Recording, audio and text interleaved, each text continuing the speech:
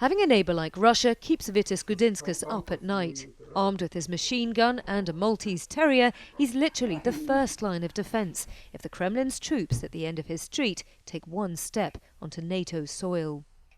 That's where Russia starts? Yeah, Russians. At the end of your street? Yeah. Feitas says he can see the soldiers after dark with his night vision goggles. He points to a shooting range over the hill. You often hear the shots, he says, from there. Soviet occupation is a deeply personal memory in this part of Europe. Feitas says his own father was among the 250,000 Lithuanians to be sent to gulags, where many perished.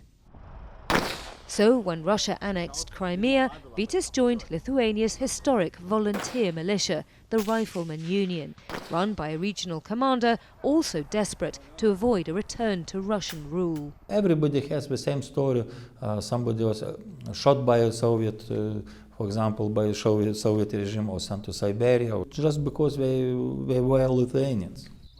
The Rifleman's membership has increased tenfold since the war in Ukraine began, young and old keen to get trained up.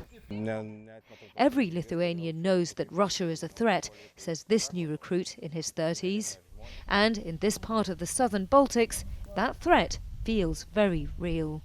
I'm standing on what is currently one of the world's hottest borders, right inside NATO territory. It's a tract of land called the Suwalki Corridor between Lithuania and Poland, which also lies to the west here between Kaliningrad, the heavily fortified, nuclearized Baltic outpost of Russia, and over there, the Kremlin's ally, Belarus, about 60 miles in that direction. The fear is that if Ukraine were to fall, Russia's army could roll right through here. We always said that we need additional allied troops within Lithuanian territory in case Mr. Putin or his friends would try something. Lithuania's move to block the transit of some goods to Kaliningrad has raised the stakes just as NATO leaders meet, and Russia has already retaliated with ongoing cyber attacks. We have started witnessing an increase and more intensity in cyber activities against our state institutions, against some critical operators, especially transport. Realising it may get just one shot at protecting the Baltics, the alliance will now more than double the 3,000 troops stationed here today. When they arrive, the riflemen will be ready.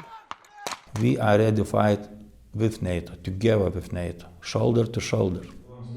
Feitas and his fellow volunteers have faith in NATO's protection, but living so close to Russia, they also have to be ready for anything.